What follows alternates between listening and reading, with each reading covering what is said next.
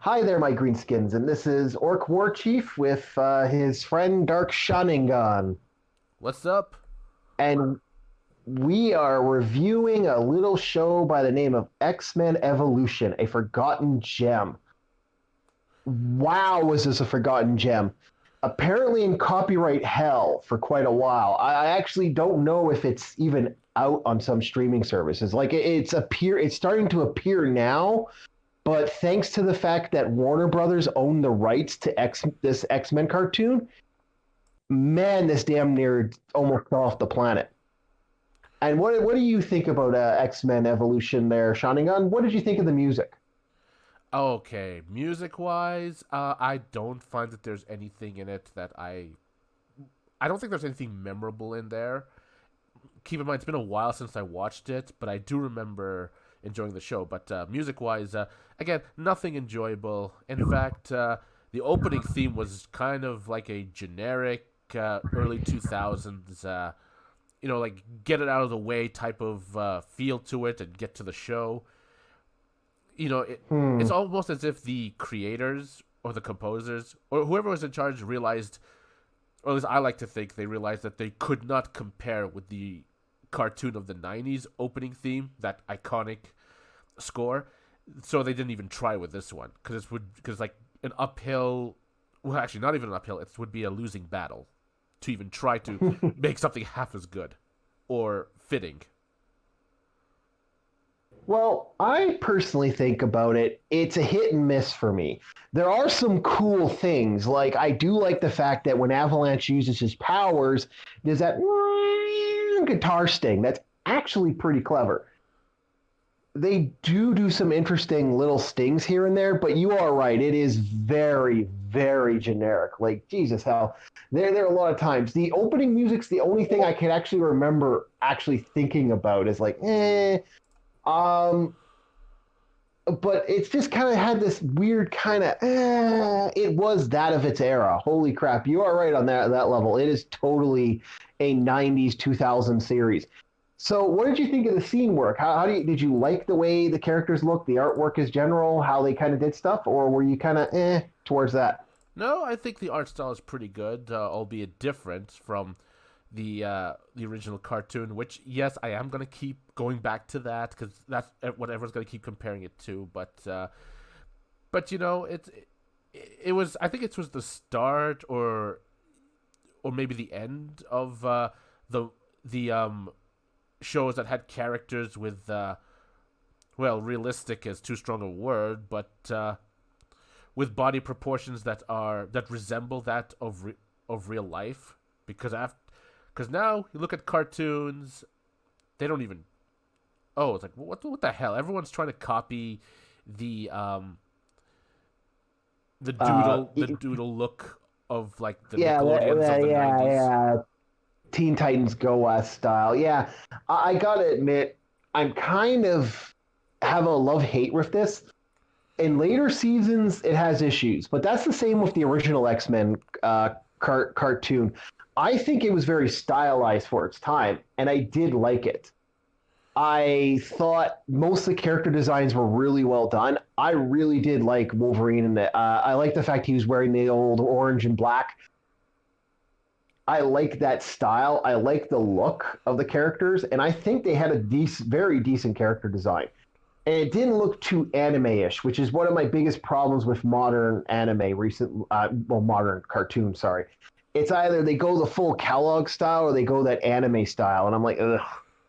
So, other than that, what was your thoughts on story? How did you feel about the story as a whole? Well, the first season I think was mostly an introductory arc.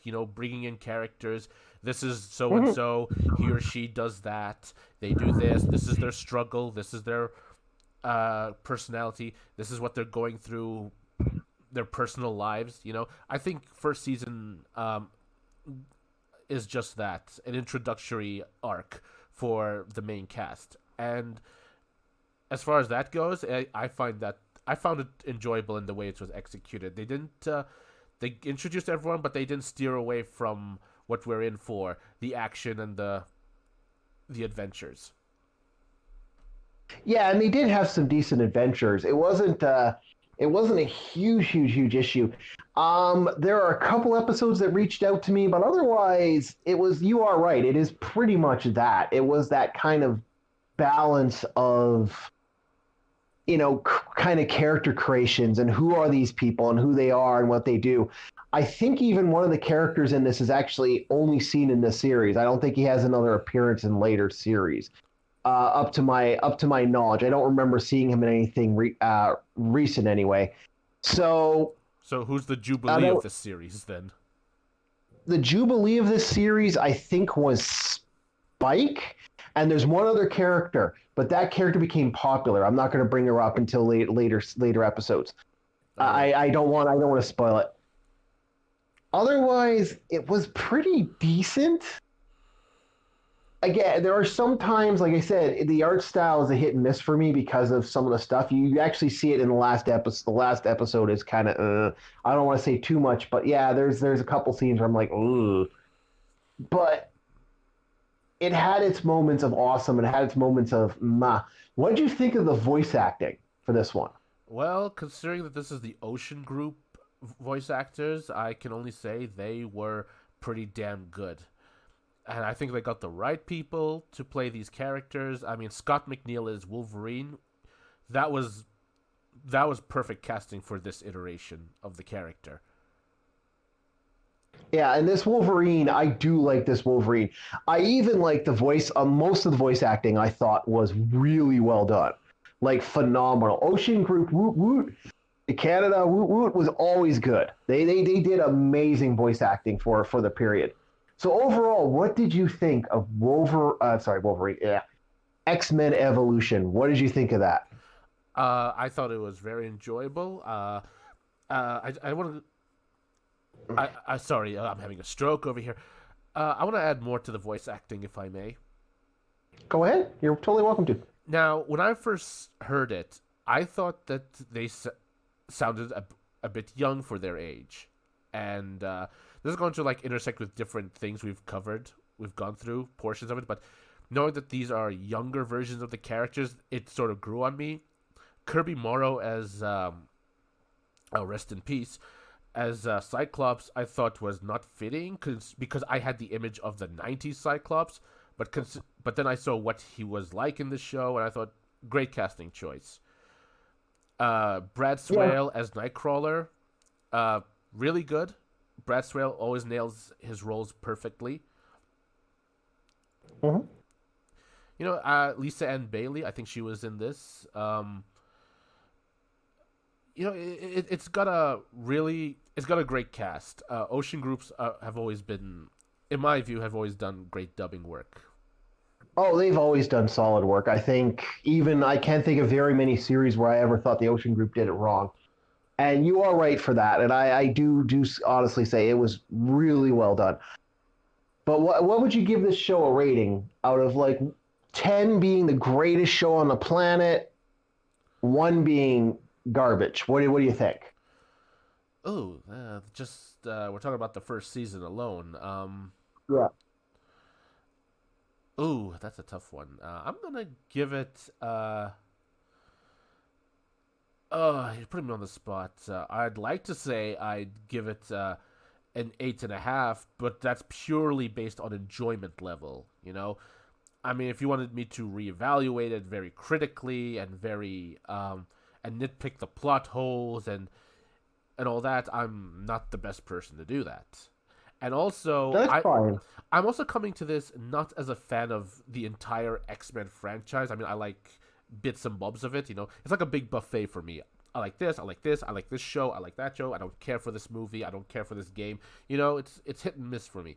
But purely as an entertainment piece, whether you're a fan of the comic or not, and maybe if you're not a fan of the comics, it might be more enjoyable. I don't know what legacy this show or lack thereof has among the hardcore fans of the comics. Well, being a hardcore fan, I'll give it the critique. I'd rather have a fan thought process. So you're giving it an 8 then? Yeah, I'm gonna give it an 8, but that's me being generous, and that's Yeah, purely I enjoyment understand. level. We'll see how you feel after the next couple seasons. Probably we'll see how that goes. As someone who's seen this series multiple times, I actually will say, as a critique for the very first season, just the first season alone, this number will definitely change as time goes on.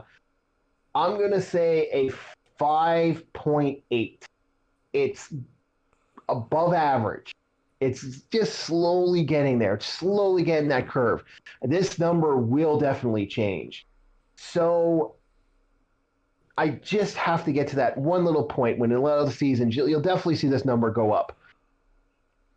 Is it a watch? Oh, hell yeah, this is a watch. Can kids watch the sharingan? What do you think? Yeah, I don't think there's anything objectionable, no matter what. Uh, uh, Mm-hmm. the action is solid. There's no violence. There's no cursing. I think it's very watchable. Mm-hmm. I totally agree with you. So yeah, this definitely season one is worth it. And so yeah, we're going to be doing the rest for the Forgotten X-Men Forgotten Gems. We're going to be doing season two. The second we both finish the series, we'll sit down and do a review. Thank you very much, Sharingan. If you want to pipe out any channels that you're working on or anything you're working on right now. I'm not working on anything at the moment, but I will soon be getting more active on Twitch and maybe get onto YouTube. The relevant descriptions and links will be in the corner there. All right. Well, he'll be putting out the links for you guys. Thank you very much. Like, subscribe, and we'll see the tribe as we rally on through the ages. Have a good one, boys and girls. Good night.